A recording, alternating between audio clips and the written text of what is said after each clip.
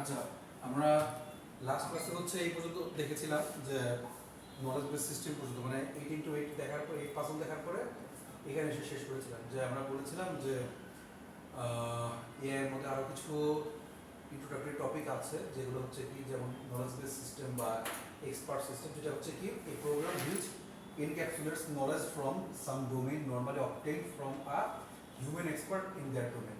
অর্থাৎ আমি একটা কাজ করতে পারতেছি, আমি যতটা স্পিডি বা নির্ভুলভাবে একটা কাজ করতে পারতেছি ঠিক একইভাবে মেশিনটাও ওইভাবে করতে পারে কিনা, অর্থাৎ আমার এক্সপার্টনেসটা মেশিনের মধ্য দিয়ে হচ্ছে কিনা। সো এটা হচ্ছে কি এক্সপার্ট সিস্টেম। তো কম্পোনেন্ট, তার মধ্যে কিছু কম্পোনেন্ট থাকে, সেটা হচ্ছে নলেজ বেস। নলেজ বেস মানে হচ্ছে কি যে রেপোজিটরি, যে হ্যাঁ ইয়া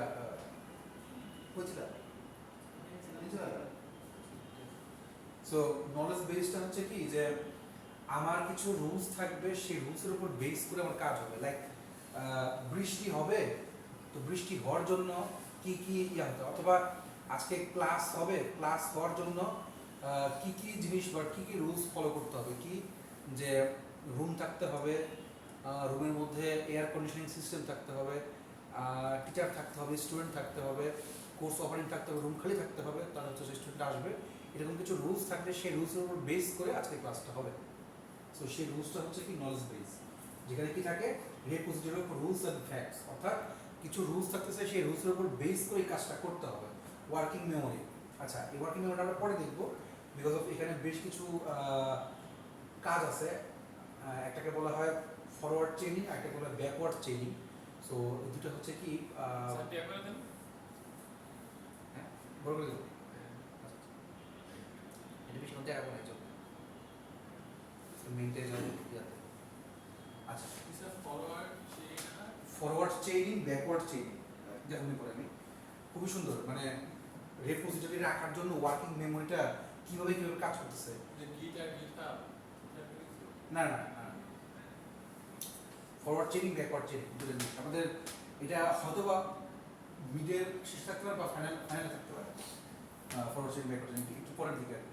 তো যাই হোক, আমাদের পড়ানো কি হচ্ছে তার আগে একটা ইয়া দিচ্ছি কি আমরা ইনফারেন্স, যে ইনফারেন্স যে আমাদের ফাইনাল টার্ম, সেটা হচ্ছে কি the deduction system use to infer results from user input and কেবি।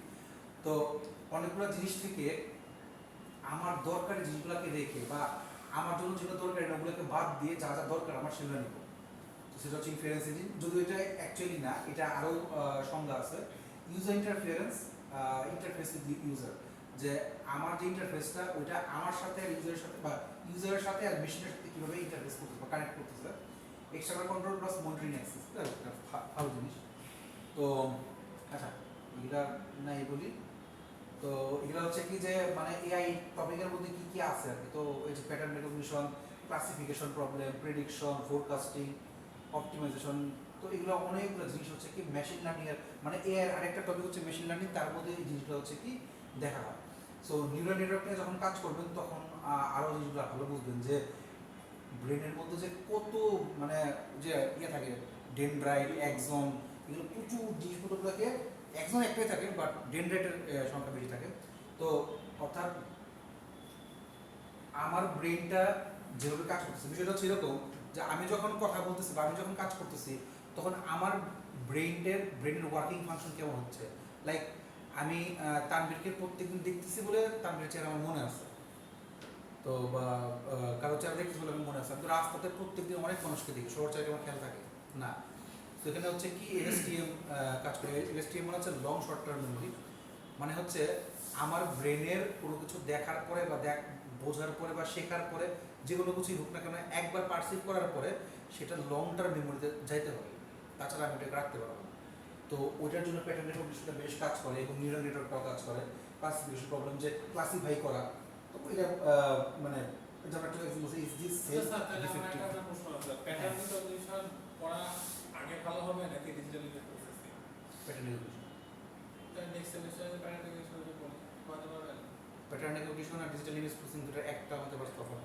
কি বলবো স্যার, আছে তো যেহেতু আছে প্যাটার্ন রিকগনিশন অফার হয় স্যার, ওই প্যাটার্ন রেকগনিশন অফার হয়েছে আমি যখন আসছি তখন অফার হয়েছে। হ্যাঁ, তো তারপরে অফার হয় তারপর করাবো আমরা চাইলে তো যদি আপনারা করতে চান, ও আপনাদের তো মনে হয় অপশন অপশন হচ্ছে আছে দুইটা, হ্যাঁ একটা অপশন বাকি আছে এখন আমাদের অপশন 1 একটা অপশন 2 দুইটা। হ্যাঁ তো অপশন ওদের আবার একটা অপশন টু একটা করে ফেলছি যেটা হচ্ছে সাব অ্যাডমিনিস্ট্রেশন সফটওয়্যার আর্কিটেকচার করাইছিল তো সফটওয়্যার আর্কিটেকচার আর করতে চাচ্ছি না কারণ মানে ওয়েবসাইট ডাইরেক্ট সার্চ আছে, মানে এই জন্য আর কি প্যাটার্ন রেকগনিশন করলে হয়তো বা রাউন্ড করানো হবে আর কি। হ্যাঁ তাহলে তো প্যাটার্ন রেকগনিশন পুরোটাই হচ্ছে রিসার্চ, হ্যাঁ হোক সমস্যা রিসার্চ বেসড।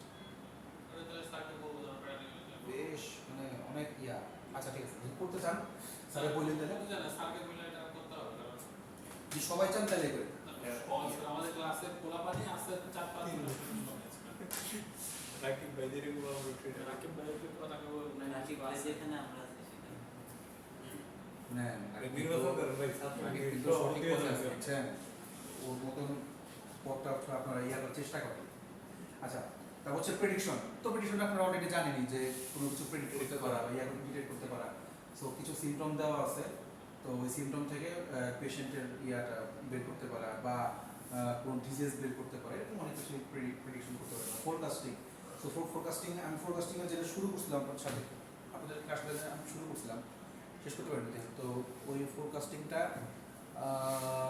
ফোরকাস্টিংয়ের মধ্যে যেহেতু এটা আইওটি বেসড ছিল, তো যে একটা ওয়েদার হ্যাঁ ওইটা, তো ওইটাকেই ওইটা ছিল আমি বিমের সাথে একটা করতেছিলাম, ওইটাও স্টক মার্কেট নিয়ে স্যার অ্যালগরিদমিক পাইথন যে আমি একটা প্রজেক্ট করলাম ইউটিউবে সেই অ্যাপলিয়া আমি স্টক মার্কেটটা যেহেতু বুঝি না অত ভালোভাবে, এই জন্য আমি চাচ্ছিলাম কি ইয়া মার্কেট, মানে লাইভ মার্কেট। যে আমি অবশ্য ফোরকাস্টিংটা, আপনি যে একটা কথা বলছিলেন না স্যার ওইটা ফিজিবল না কোনটা? ওই যে আপনাদের এলাকা ভিত্তিক না এটা হ্যাঁ ওইটা কি না ওটা ফিজিবল যদি ওটা ব্লকচেইন দিয়ে করা যায়, ব্লকচেইন আর বিগ ডাটা দিয়ে করা যায়, বাট সময় সাপেক্ষ, কমপক্ষে 7-8 মাসের নিচে ওটা হবে না, কাজ করতে হবে। আর মানে দেখা গেল ইনফরমেশন এত দ্রুত ফ্ল্যাকচুয়েট হবে যে আপনাকে সারাক্ষণ একটা লোক মানে ম্যাপ পাওয়া লাগবে। হ্যাঁ শোনেন, পিএইচডিতে ঠিক এই জিনিসটাই হয়। পিএইচডিতে হয় কি, পিএইচডি করার কথা বলছি আপনাদেরকে, মানে জাস্ট আইডিয়া দিচ্ছে যে আপনি একটা প্রজেক্ট নিয়ে 3 থেকে 4 মাস কাজ করলেন, কাজ করার পরে আপনি টাস্ক করে দেখলেন কি এটা ইয়া শেষ, মানে ওটা নিয়ে ওটা ফিজিবিলিটি নাই, ওইখানে আবার তখন নতুন কিছু অ্যাড করতে হবে, অ্যাড করে কাজ করতে হবে, এবং প্রচুর ইয়া হতে হয়। এটা পিএইচডি করা মানে মারাত্মক ইয়া জিনিস।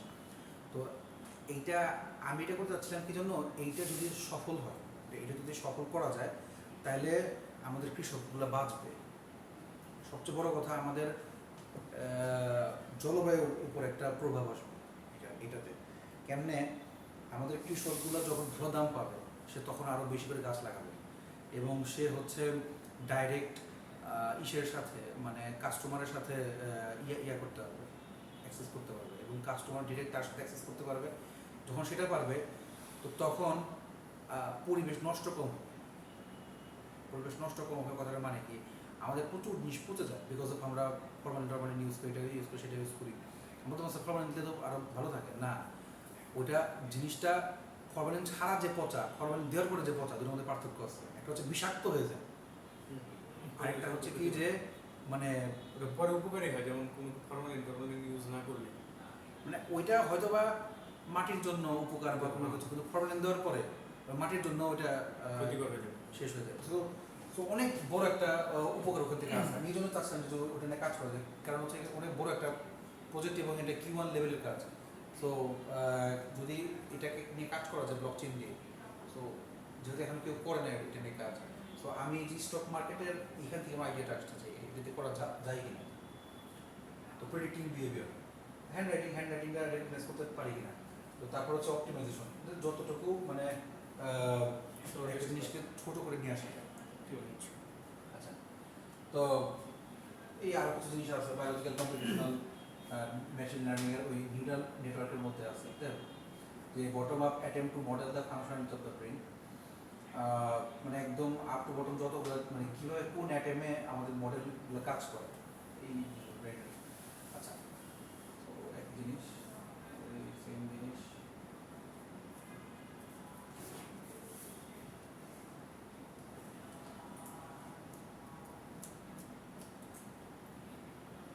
আচ্ছা, তো এই কন্ট্রোল হলো is a very focused fascinating field. It can help us solve difficult real-world problems, creating new opportunities in business, engineering, and many other application areas. দেখ, আমি এখন আচ্ছা আমাদের মেইন জিনিসটা চলে যাই আজকে। আচ্ছা, ফাজি লজিক জিনিসটা কি তার আগে বলি। আগে যিনি বলছিলাম যে ফাজি লজিক হচ্ছে কি, যে এই যে আমি যে এসিটা চালাইছি, এই এসিটা চলাকালীন সময়ে এসি আমি হচ্ছে 20 দিয়ে রাখছি, ভালো কথা। তা এখন 20 কিন্তু পারফেক্ট না, 20 পারফেক্ট না, হইতেই পারতো যে 21 দিলেও কিন্তু আমি চলতে পারতাম, বা 19 দিলেও কিন্তু আমার হইতো। তো আমার শরীরের সাথে সামঞ্জস্য রেখে একটা টেম্পারেচার দেওয়ার চেষ্টা করছি, এটা অ্যাকুরেট না বাট অ্যাকসেপ্টেবল। তো ফাজি লজিক সিস্টেম হচ্ছে কি, produce acceptable but definite output in response to incomplete, ambiguous, distorted or inaccurate input. So I hope জিনিসটা বুঝতে পারছি। এই জন্য সিস্টেমটাকে বলা হয় ইনঅ্যাকুরেট সিস্টেমদের জন্য আউটপুট বা ফাজি লজিক। ফাজি মানে হচ্ছে ইনঅ্যাকুরেট। সো কিসের? ইনকমপ্লিট কোনো জিনিস, বা অ্যাম্বিগাস মানে হচ্ছে একই জিনিসের কয়েক রকম সলিউশন থাকে, ওটাকে বলে অ্যাম্বিগাস। ডিস্টর্টেড মানে হচ্ছে কি, বুঝতেছেন যে সোজা না, লিনিয়ার না, একটু নন লিনিয়ার জিনিস। তারপর হচ্ছে কি, ইনঅ্যাকুরেট জিনিসপত্রগুলোর জন্য ইনপুটের জন্য আমি এমন একটা আউটপুট পাচ্ছি সেটা অ্যাকসেপ্টেবল বা ডেফিনিট আউটপুট, যে আমি আউটপুট পাইছি সেটা যেটা শেষ আছে, যেটা চলতেছে এমন না। So what is fuzzy logic? Fuzzy logic is a method of reasoning that resembles human reasoning. The approach of fuzzy logic imitates the way of decision making in humans that involves all intermediate possibilities between digital values yes and no. অর্থাৎ আমরা যদি বলি যে digital value yes or no, অথবা 0 or 1, 0 or 1 এর মাঝখানে যত জিনিসগুলো আছে সেই জিনিসগুলোকে যদি আমরা কাউন্ট করতে চেষ্টা করি, ওইটাকে বলবো হচ্ছে কি fuzzy logic. So fuzzy logic is a method of reasoning that resembles human reasoning. আমাদের হিউম্যান রিজনিংটাকে সে রিজেম্বল করতেছে। The approach of fuzzy logic imitates the way of decision making. So imitate করা মানে কি? ইমিটেট মানে হচ্ছে যে মানে ওই কপি করা, নকল করা। So the approach of fuzzy logic imitates the way of decision making. অর্থাৎ যে আমি ডিসিশন নিচ্ছি যে এখন আমার শরীরের জন্য, মানে আমি টেম্পারেচার যখন টিকতেছি, যে আমি এটা চাপ দিচ্ছি যে এখন 20 হলে আমার শরীর এখন চলতেছে, এটা আমি ডিসিশন নিচ্ছি না। 20-এ যায় আমি আমার ডিসিশনটা মেক করছি, হ্যাঁ 20-এ যাওয়ার পরে আমার এই টেম্পারেচারটা আমার শরীরের সাথে ম্যাচ করতেছে। এই যে ডিসিশন মেকিংটা আমি করতেছি, এই মেকিংটা মেশিন করতে পারি কিনা, যে কততে গেলে এই জিনিসটা কাজ হবে। So the approach of fuzzy logic imitates the way of decision making in humans. অর্থাৎ হিউম্যান যেভাবে ডিসিশন মেক করে ঠিক সেইভাবে মেশিনও ডিসিশন মেকটা করতে পারে কিনা আমার মতো করে। Involves all intermediate possibilities between digital values of yes and no. So yes এবং নো এর মধ্যে ইন্টারমিডিয়েট ভ্যালু কাকে বলে, সেটা কি? সেটা হচ্ছে certainly yes, possibly yes, can not say, possibly no, certainly no. অর্থাৎ আপনি শুনেন, আপনারা শুনেন আসলে। তো বিষয়টা হচ্ছে, আমি পরীক্ষা দিচ্ছি, পরীক্ষায় কি হতে পারে? পরীক্ষা দেওয়ার পরে অবশ্যই পাশ করব, পাশ হইতেও পারে, আমি বলতে পারি না কি হবে, পাশ না ফেল। তাছাড়া ফেল হইতে পারে, অবশ্যই ফেল হবে, এই 5টা জিনিসই হবে। এই 5টার বাইরে কিন্তু আর কোনো কিছু হয় না আমাদের সাথে একদম। সো এই জন্য বলছি যে শুধু ইয়েস আর নো কিন্তু না, ইয়েস আর নো এর বাইরেও কিন্তু আরো অনেক কিছু আছে। সো সেই জিনিসগুলোকে নিয়ে কাজ করার জন্য আমাদের যে ওয়ে, সেটাই হচ্ছে কি ফাজি লজিক। ঠিক আছে? So the conventional logic block that a computer can understand takes precise input and produces a definite output as true or false, which is equivalent to humans yes or no. অর্থাৎ আমাদের conventionally কি আছে, যে আমরা যে কোনো কিছু input দিলে একটা ডেফিনিট আউটপুট পাবো, এইটাই। যে আমরা মানে হিউম্যান কি, যে হয় ম্যাচে যাবো না যাবো না, যে কোনো একটা, হয় গেমতে ঢুকবো না ঢুকবো না, মাঝখানে কি, মাঝখানে তো কোনো কিছু নাই। সো এটা হচ্ছে conventional logic. But the inventor of fuzzy logic, Lotfi Zadeh, নাম হচ্ছে লুৎফিজাদে, এটা হচ্ছে উনি আবিষ্কারক, observe that unlike computer the human decision making includes a range of possibilities between yes or no. So এটা হচ্ছে কি সেই range of possibilities. So আপনারা যখন ফাজি লজিক দিয়ে কোনো প্রবলেম সলভ করবেন, আপনাদেরকে দেওয়া হবে তখন আপনারা এই 5টার মধ্যে ভাগ করে নেবেন। আচ্ছা, কে ভাগ করবো সেটা আমি দেখতেছি একটু পরেই।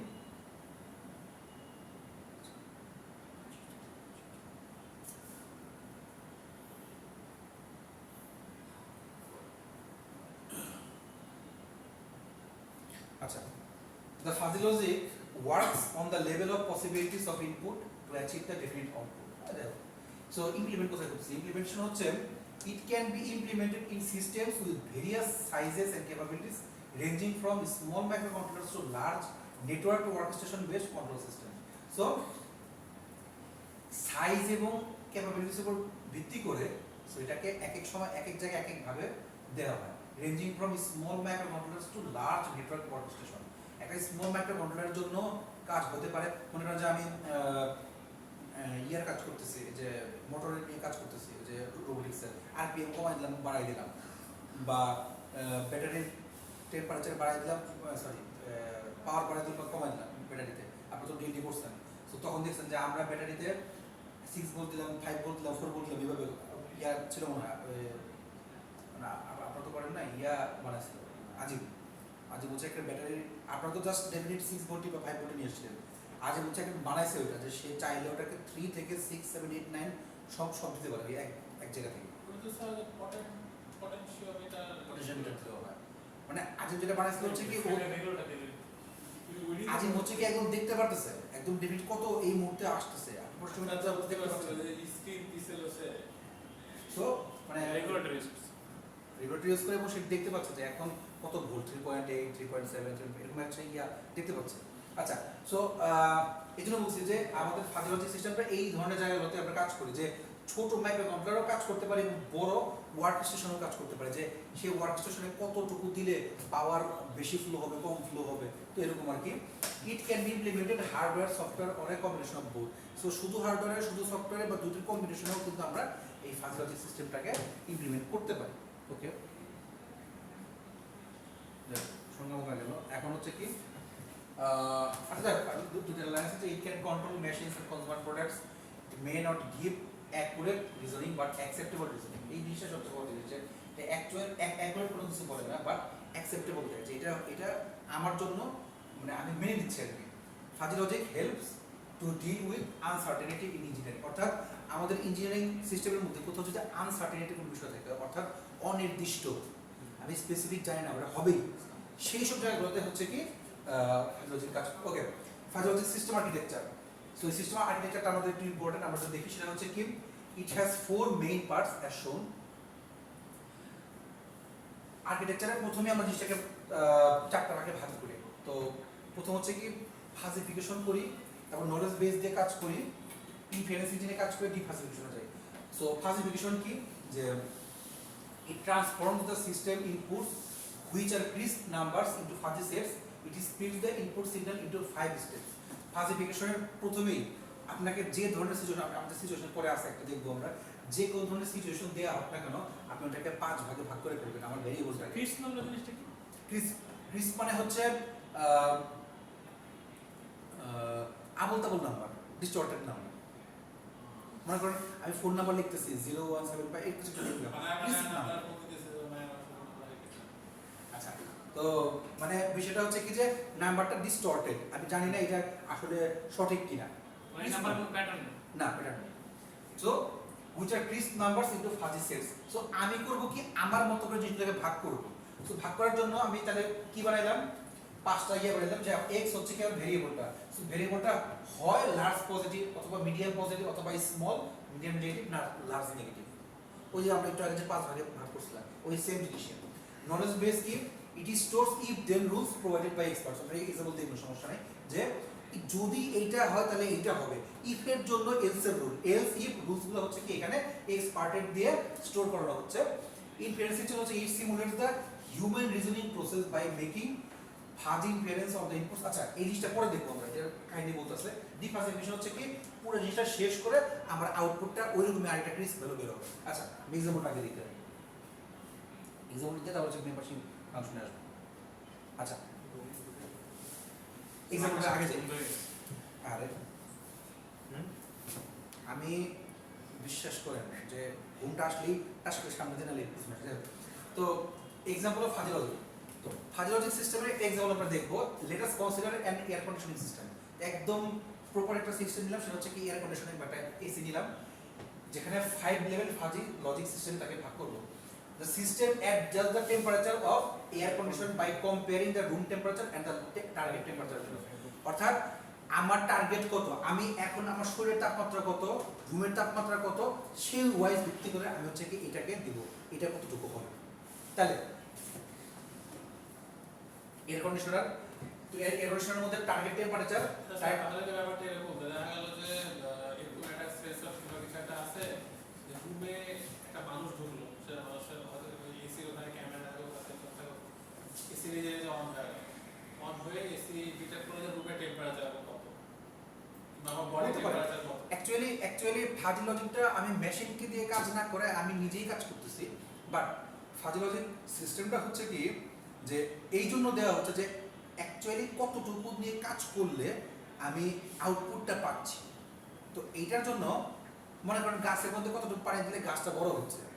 আমি এই যে এই রুমের মধ্যে এই যে ধরেন এতগুলো বেঞ্চ বসানো হয়েছে, একটা বেঞ্চের মধ্যে মনে করেন যে এই যে এই বড় বেঞ্চটাতে কজন, 1 2 3 4 4 থেকে 5 জন বসতে পারে, তাই না?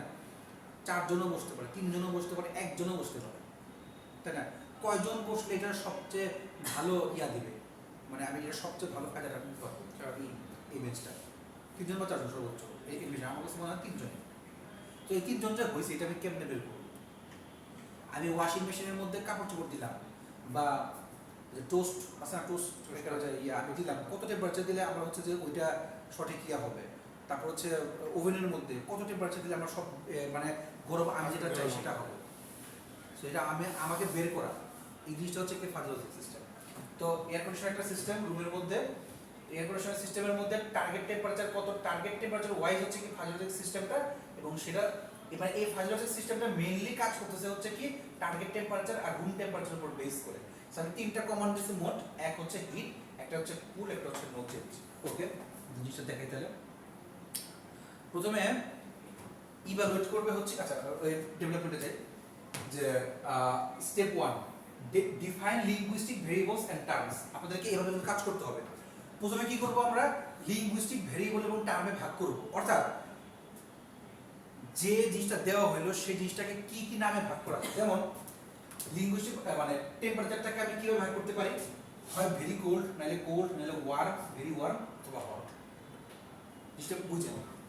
অর্থাৎ আমি এয়ার কন্ডিশনার নিছি বইলা এয়ার কন্ডিশনার সিস্টেমটাকে 5 ভাগে তাকে ফাজিফিকেশন করার জন্য, ফাজিফিকেশনের জন্য আমি তাকে 5টা লিঙ্গুইস্টিক টার্মে ভাগ করব। এটা অন্যান্যটার জন্য অন্যান্য জিনিস হতে পারে।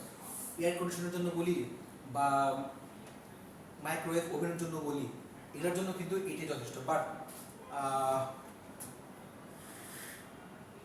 মনে করেন যে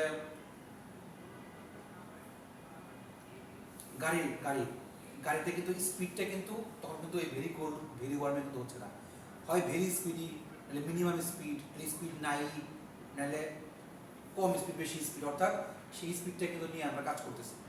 আমি ওয়ার্ডটা কি বুঝতে পারছি না? অর্থাৎ আমি এই জিনিসটাকে গ্রাফে দেখাবো। আচ্ছা দেখাই এই জিনিসটা, দেখেন আমি যাচ্ছি কিনা, যেতে পারতেছি কিনা, এটা হচ্ছে আমি এখন দেখি। এইটা হচ্ছে রুম টেম্পারেচার, ভালো লেখা করেন, এটা হচ্ছে রুম টেম্পারেচার, এটা হচ্ছে টার্গেট টেম্পারেচার। এটা হচ্ছে রুম টেম্পারেচার, এটা টার্গেট টেম্পারেচার। সো যদি আমার রুম টেম্পারেচার ভেরি কোল্ড হয়, তাহলে আমার নো চেঞ্জ, তাহলে আমার টার্গেটটায় চেঞ্জ করার লাগবে। আমি কিন্তু আগে বলছি আমার কমন 3টা, হয় হিট, নাহলে কুল, নাহলে নো চেঞ্জ। আমার রুম টেম্পারেচার ভেরি কোল্ড, আমার দরকারও হচ্ছে ভেরি কোল্ড, এটা হচ্ছে আমার টার্গেটটা। রুম টেম্পারেচার ভেরি কোল্ড, টার্গেটটা ভেরি কোল্ড, তো সেক্ষেত্রে নো চেঞ্জ। আমার room temperature very cold, but আমার দরকার হচ্ছে শুধু কোল্ড, তাহলে একটু হিট বাড়াইতে হবে আমার। কারণ ভেরি কোল্ডের যে কোল্ড হচ্ছে একটু হিট কম, মানে একটু হিট কম। সো ভেরি কোল্ড দরকার, বাট আমার হচ্ছে ওয়ার্ম দরকার, তাহলে হিট আরো বাড়াবো। ঠিক হট দরকার, হিট আরো বাড়াবো। ভেরি হট দরকার, হিট আরো বাড়াবো। বিষয় বুঝতে পারছি? ঠিক একইভাবে সব জিনিস, যে যদি আমি কোল্ড বলি, আমার হচ্ছে কি আমার এখানে কোল্ড আছে, বাট ভেরি কোল্ড দরকার, সো আমি কুল দিয়ে দিব, আরেকটু কুল করব। সো এই বাকি সবগুলো হচ্ছে জিনিসগুলো একই রকম। কি জিনিসটা বুঝতে পারছি? জি স্যার। না বুঝতে বলেন, সমস্যা নেই।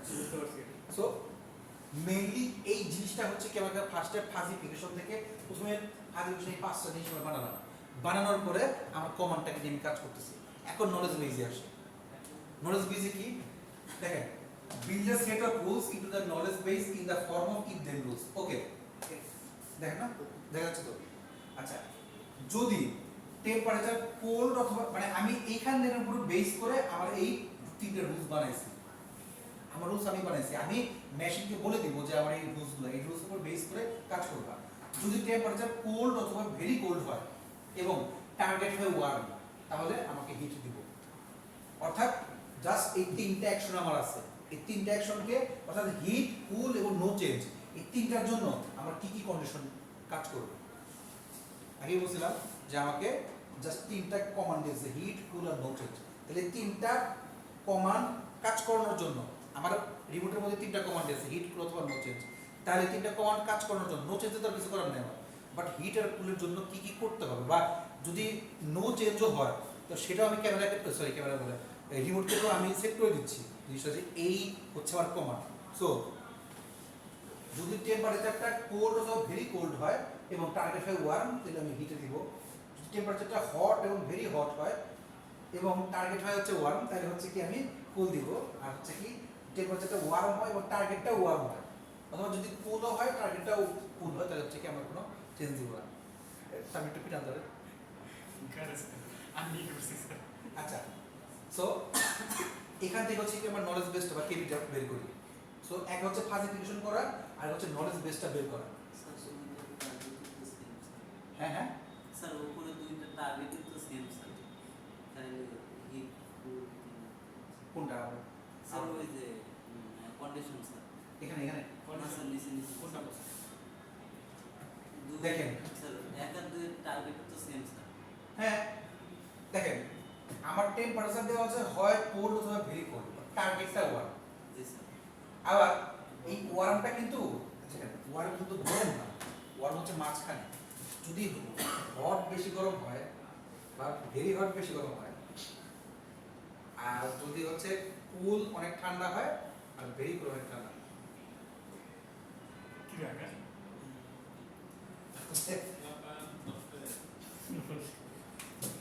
আগে ইংলিশ পড়া ধরে হচ্ছেন পিটার, একদম ডাক্তার যে আচ্ছা। সো ভেরি কুল কুল যাই হোক যা আছে, তো এটার মাঝখানে যেটা আছে তো সেটা আপনি কি নামে দেবেন? স্যার ওয়ান তখন আমি সেটাকে ওয়ার্ম দিচ্ছি। আমি ওয়ার্ম দিয়ে এই কথা বলতেছি যে আমার খুব বেশি ঠান্ডাও না, খুব বেশি গরম না, এই জায়গাটা। এই জন্য বলা হচ্ছে, এই জন্য হচ্ছে আমি ওয়ার্মটাকে হচ্ছে মাঝখানে নিয়ে আসছি যে এটা অথবা টার্গেট যদি ইয়া হয় ওয়ার্ম হয় তাহলে হচ্ছে কুল করবে। এই অর্থাৎ আমার এই পজিশনে থাকলে আমাকে যেতে হলে এইখানে যাইতে হবে, এই পজিশন থেকে আসতে গেলে আমাকে নিচে নামতে হবে। তো এটা হচ্ছে আমার নলেজ বেস। আর যদি আমি শুধু এখানেই থাকি, শুধুমাত্র আমি এখানেই থাকি, তাহলে আমার কিছু করতে হবে না। অর্থাৎ এখান থেকে এইখানে নামলে গেলে আমার কি করতে হবে, ওই হিট বাড়াইতে হবে। এইখান থেকে উপর যেতে গেলে আমাকে কি করতে হবে, কুল করতে হবে। আর যদি জাস্ট এখানে যা আছে তাই থাকে, ইকুয়ালিকল থাকে, তাহলে হচ্ছে কি নোট। এটা হচ্ছে আমার বলার উদ্দেশ্য, এটা হচ্ছে আমার নলেজ বেস। সো আপনাদেরকে পরীক্ষা হলে কিন্তু এই জিনিসই করতে হবে। বুঝতে পারছি। হ্যাঁ, স্যার টেবিল করতে হবে যে যখন আপনারা পুরো ফাজিফিকেশন তৈরি করবেন। ফাজিফিকেশন এখন শেষ হয় নাই যদিও, তো মানে একটা পার্ট আমি শেষ করলাম। তো ফাজিফিকেশনের ক্ষেত্রে বা ফাজিফিকেশন থেকে ডিফাজিফিকেশন পর্যন্ত পুরোটা জিনিস আপনাদেরকে পরীক্ষা করে তৈরি করতে হবে। আচ্ছা, সো টেম্পারেচার আমি শুধুমাত্র সিনারিও দিয়ে দিব। আপনি কমান্ডো নিচে তৈরি করবেন, আপনি রুলসও তৈরি করবেন, আপনি বক্সও তৈরি করবেন, সব কিছু আপনি নিজে করবেন স্টেপ। আচ্ছা, তো আমি এটুকু দিলাম, এখন আমি হচ্ছে আগেটুকু দিলে শেষ করি। আচ্ছা, সো তাহলে কি আমি প্রথমে লিঙ্গুইস্টিক ভেরিয়েবল তৈরি করছি। একটা হচ্ছে very cold, cold, warm, very warm আর হট। আচ্ছা দেখো তো, বা এটা ভেরি হটের হবে তো হট। সো এরকম 5টা লিঙ্গুইস্টিক ভেরিয়েবল হচ্ছে তৈরি করছি। রুম টেম্পারেচারের জন্য। তারপর হচ্ছে কি মেম্বারশিপ ফাংশনে আসবো। মেম্বারশিপ ফাংশনটা আসার আগে আমি হচ্ছে একটু দেখাই আসি মেম্বারশিপ ফাংশন জিনিসটা কি। মেম্বারশিপ ফাংশন হচ্ছে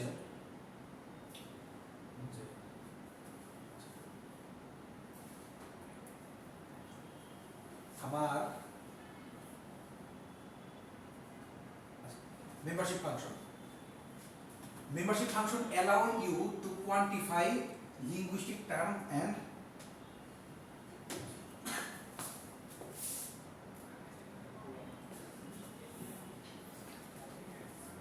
okay. So there can be membership functions allow you to quantify linguistic term and represent a fuzzy set graphically. A membership function for a fuzzy set A on the universe of discourse X is undefined as আচ্ছা আপনাদের একটা ছোট ইয়া দিয়ে দিলাম, কাজ দিয়ে দিলাম, বাসা থেকে একটা অ্যাসাইনমেন্ট করে নিয়ে আসবেন এই জিনিসটার উপর। Universe of discourse, universe of discourse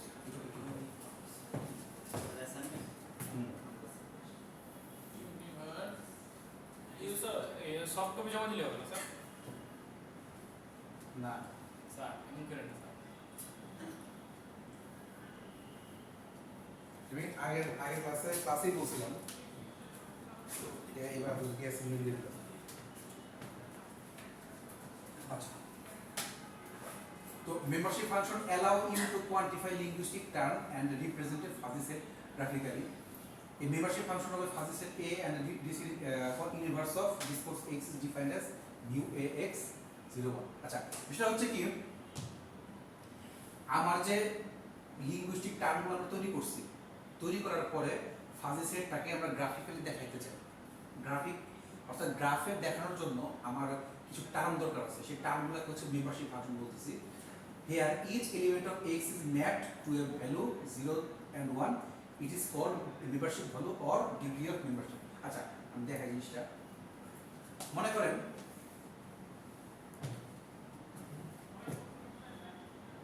এই হচ্ছে গ্রাফের হরাইজন্টাল, এটা হচ্ছে গ্রাফিকের ভার্টিক্যাল। তো আমি বলতেছি যেটা লার্জ নেগেটিভ, ভালো করে দেখেন, যেটা লার্জ নেগেটিভ এখান থেকে শুরু হয়েছে এখানে আসলো। আবার যেটা হচ্ছে মিডিয়াম নেগেটিভ এখান থেকে শুরু হলো। লার্জ আর মিডিয়াম অবভিয়াসলি আমাদের পার্থক্য আছে। সো লার্জ যদি এখান থেকে শুরু হয়, মিডিয়ামটা শুরু হচ্ছে এখান থেকে শুরু হয়ে যাচ্ছে। So large negative, medium negative যে সবচেয়ে নিচে, তারপর হচ্ছে আবার স্মল, তারপর হচ্ছে কি মিডিয়াম পজিটিভ, লার্জ পজিটিভ, অর্থাৎ লার্জ নেগেটিভ আর এটা হচ্ছে লার্জ পজিটিভ। পুরো জিনিসটাকে হচ্ছে কি ডিস্টর্টেড আকারে আমি হচ্ছে দিচ্ছি। তো আমি ধরলাম যে কোনো কিছুর টেম্পারেচার হচ্ছে -10 থেকে শুরু করে +10 পর্যন্ত। কেন করে -10 থেকে শুরু করে +10 পর্যন্ত, -10 -5 0 +5 +10 5 করে আমরা ইয়া করতেছি লার্জ নেগেটিভ থেকে লার্জ পজিটিভ যাওয়ার সময়।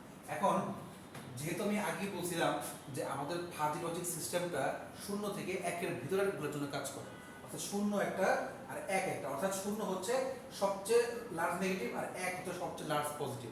এই দুইটার মাঝখানে যে ভ্যালুগুলা, তো আমি মাঝখানে ভ্যালু শুধু নিছি 0.5টা, আর বাকি কিন্তু আমরা আশেপাশে কোনো ভ্যালু নিইনি, জাস্ট বুঝাইছি। তো আমাকে আমার গ্রাফের শুধু বের করতে হবে কোন জায়গায় যে আমার আসল জিনিসটা করছে। তাহলে এই মেম্বারশিপটা আমি এয়ার কন্ডিশনের জন্য দেখি। তো দেখেন আমরা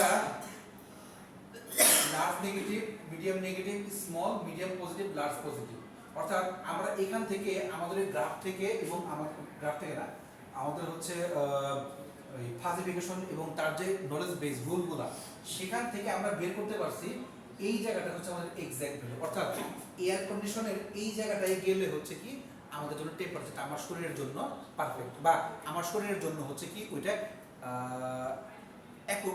অ্যাকসেপ্টেবল, নট অ্যাকুরেট, অ্যাকসেপ্টেবল। অর্থাৎ আমার শরীরের জন্য এই মুহূর্তে কত ডিগ্রি টেম্পারেচার দরকার বা কতখানিতে গেলে আমার শরীর ঠিক থাকবে, সেটা আমি হচ্ছে কি এই পজিশনে যে বুঝাইছি। স্যার এখানে ইনপুট হচ্ছে যে আমার বডি টেম্পারেচার। হ্যাঁ, ইনপুট হচ্ছে আপনার বডি টেম্পারেচার, ইনপুট হচ্ছে রুম টেম্পারেচার। এই যে মানে তার বডি বললাম, তাহলে এই যে টার্গেট টেম্পারেচার কি আর হচ্ছে কি রুম টেম্পারেচার। দেখা গেল যে আমি আপনাদের সাথে এসি হয়তো আমাকে দেখলো, দেখে নিজের যে রুম টেম্পারেচার দেখলো 36 ডিগ্রি, হুম। আমি যে ঢুকছি আমার টেম্পারেচার দেখা গেল 36 ডিগ্রি, কিন্তু এখন ও আগে থেকেই জানে যে 25 আর 26 ডিগ্রি আমার জন্য পারফেক্ট, নাকি 25 আর 26 ডিগ্রিতে আসার পরে যখন সে আমার শরীর খুব স্বাভাবিক দেখতেছে, না হয় কমতেছে এর বেশি, তখন ডিসিশন নেয়। দেখেন এটা মেশিনের জন্য ডিসিশন নেওয়াটা খুবই ডিফিকাল্ট। মেশিনের জন্য এই ডিসিশনটা নেওয়া খুবই ডিফিকাল্ট যে আমার শরীরের টেম্পারেচারটা কত আছে এবং রুম টেম্পারেচার কত আছে, এবং তার জন্য ফাজি সিস্টেম, ফাজি লজিক কী পরিমাণ টেম্পারেচারে আনবে সেটাকে, এটা একমাত্র ডিসিশনটা নেওয়া হচ্ছে কি আমার জন্য সহজ, বাট আমার জন্য অতটা সহজ না, আমার জন্যও কঠিন। হ্যাঁ, আমার কথা মেশিন কোন জায়গায় যায় থামবে, কিন্তু এই মেশিন ডিসিশনটা নিতে যায় আমার শরীরের জন্য পারফেক্ট হচ্ছে 38 ডিগ্রি, মানে তো সামহাও মেশিন অনেকগুলো ট্রেনে কাজ করে এবং ওর কাছে মনে হচ্ছে না ঠিক আছে, মানে 28 করে শুধু 26 তো মেশিন দেখা গেলো 25 চলে যাবে, কিন্তু আমার শরীর 25 এর জন্য enough না। ওই যে বললাম না ওটা অ্যাকুরেট না, অ্যাকসেপ্টেবল, যে আশপাশ দিয়ে এই যে 20 চলতেছে, আমার তো 20 দরকার না, আমার হয়তো দরকার 18 বা 19 বা 20-এ আছে। দেখেন 3টে বেশি দাও না, আচ্ছা মনে করেন যে লাভ নাই, বাতাস। আচ্ছা যাই হোক, মানে ধরে নিলাম যে যদি এটা আমি 18 দিতাম তাহলে আমার শরীরের জন্য আরও কাজে লাগতো, বা যদি একটু গরম মানে ঠান্ডা বেশি লাগতো তাহলে হচ্ছে কি আমি মনে করেন যে 25 দিতাম সাপোজ, তখন হচ্ছে কি আমার শরীরের জন্য ওইটা হচ্ছে পারফেক্ট না হলেও আমি মানে মানা নিতাম। এখন মনে করেন আমি গরমের দেশের লোক, আমার গরমের দেশে আমার এইখানে আমি সর্বোচ্চ টেম্পারেচার সহ্য করতে পারি 30-35, বাট 40 হচ্ছে এখন টেম্পারেচার চলতেছে বাইরে, 40-42 চলতেছে, তো আমার জন্য টেম্পারেচার সহ্য করা বেশ ডিফিকাল্ট, বাট এটা এরা সহ্য করতে পারবে, দুবাইয়ের কাতারা সহ্য করতে পারবে, বিকজ অফ ওদের দেশে এরকম টেম্পারেচার চলে। সো দ্যাট আমার শরীরের জন্য এই মুহূর্তে কী পরিমাণ কোনটা জরুরি এই জিনিসটা বের করার জন্যই হচ্ছে কি আমি এই মেম্বারশিপ ফাংশনটা দেখাচ্ছি।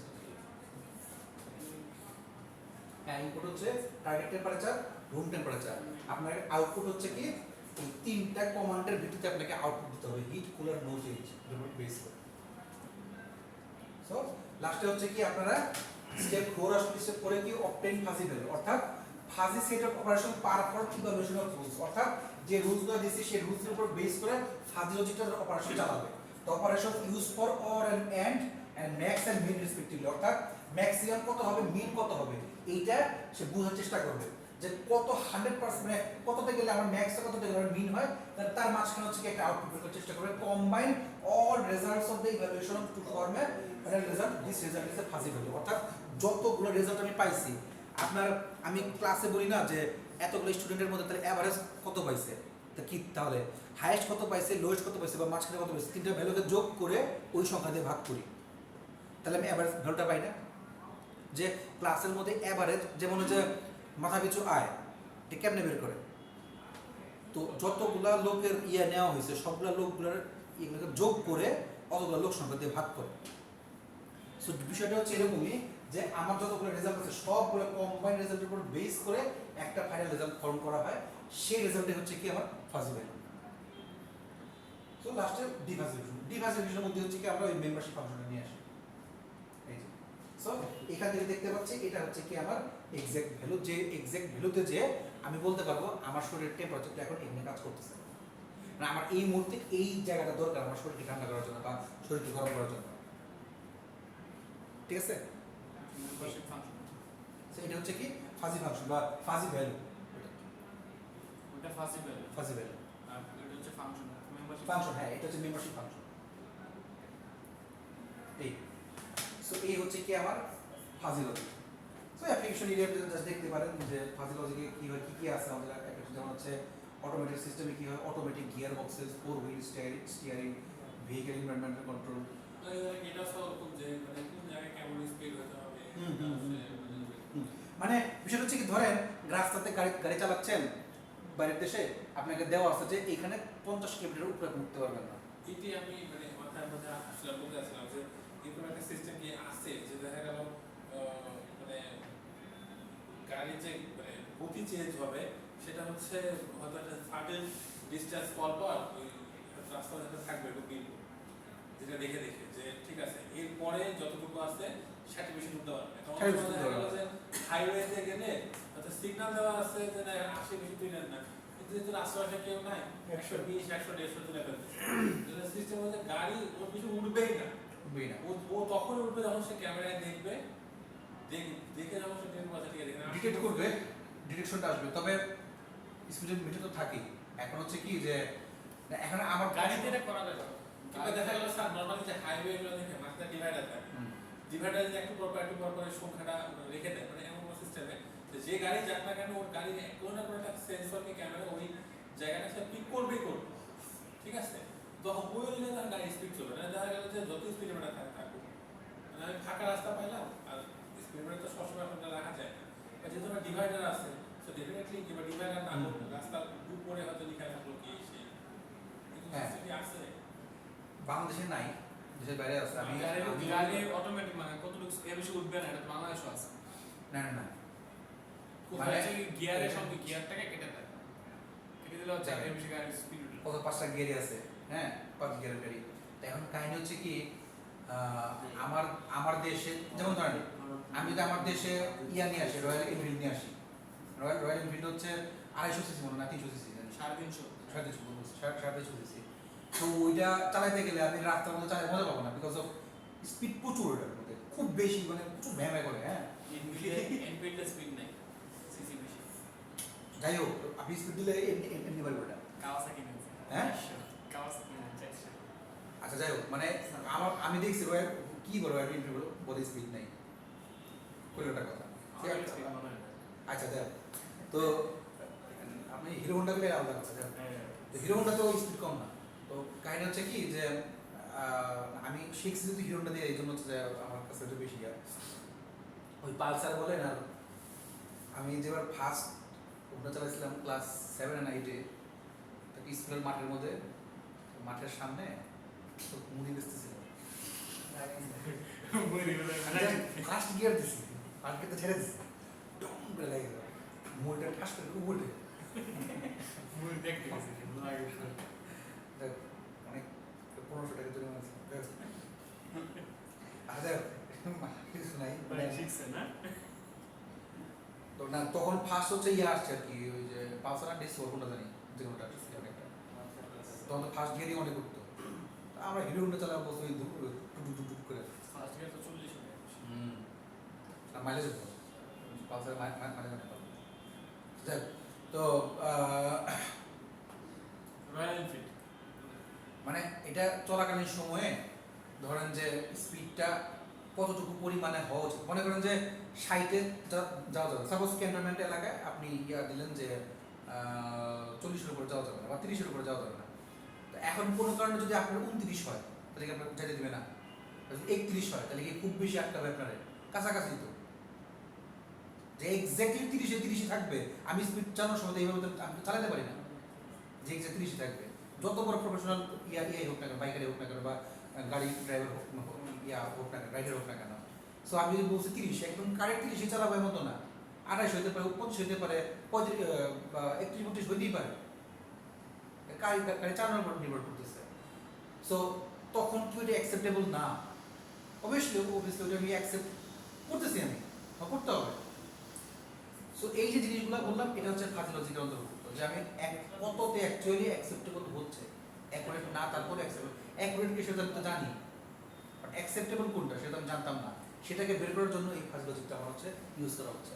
সো দ্যাট এই হাই-ফাই সিস্টেমস, তারপর হচ্ছে কি ফটোকপি, আর ফটোকপিতে কত কত ইয়ার দিলে আসলে আপনার কালি বাড়বে কমবে, তো টোনারের স্টিলের ভিডিও ক্যামেরা, আমি কতটুকু লাইট ফোকাস ইয়ার করলে টেলিভিশনে ডোমেস্টিক তো অনেক কাজ থাকে। প্রচুর কাজ, ফাজি লজিকের পেপারও প্রচুর।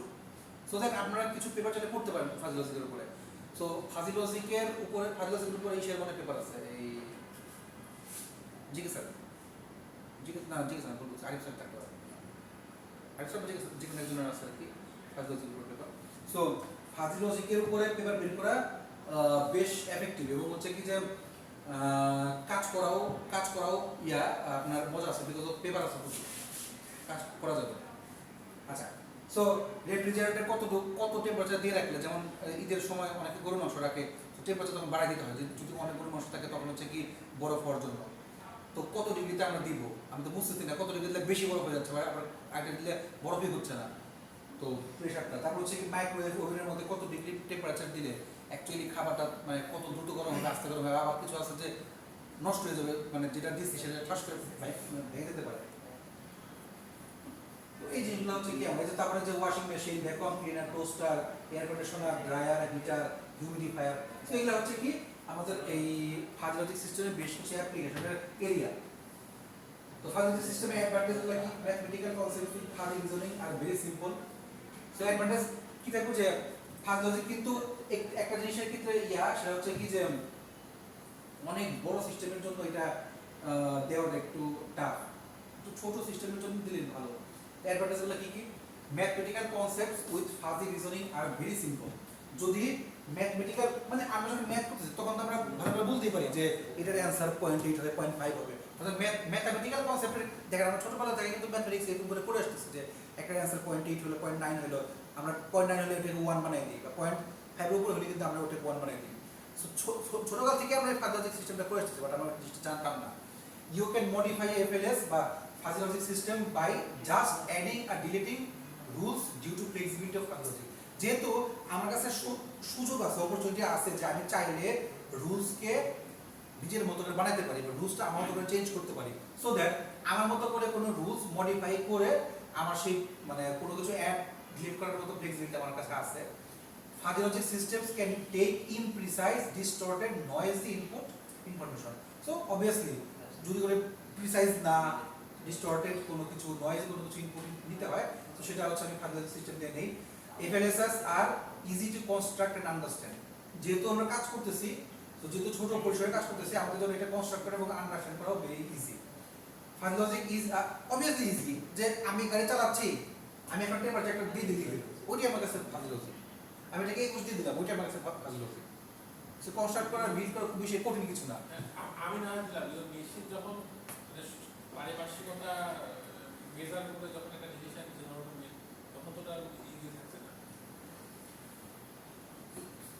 কারণ মেশিনে তো মানে কমান্ড তো আমি দিচ্ছি, কমান্ড নামিয়ে নিচ্ছি, সো ডিসিশন তো আমি নিচ্ছি, ডিসিশনের মেশিন নিচ্ছে না। মেশিন চেষ্টা করতেছে আমার ডিসিশনটাকে ইমপ্লিমেন্ট করা, বাট আমি ইমপ্লিমেন্টেশন তো আমি করতেছি না, মেশিন করতেছে। বা গাড়ি যে চালাচ্ছি আমার রুলস ওয়াইজ একটা রুলসটা আমি তৈরি করে দিচ্ছি। দেখেন 30 হচ্ছে বলা হয়েছে স্পিড, এখন আমি রুলস দিয়ে দিছি যদি 35 বা 40 হয় তাহলে হচ্ছে আমি কি করবো, আমরা তখন কমান্ডটা কি হবে, স্পিড কমাই নিয়ে আসবো। কমে যাচ্ছে।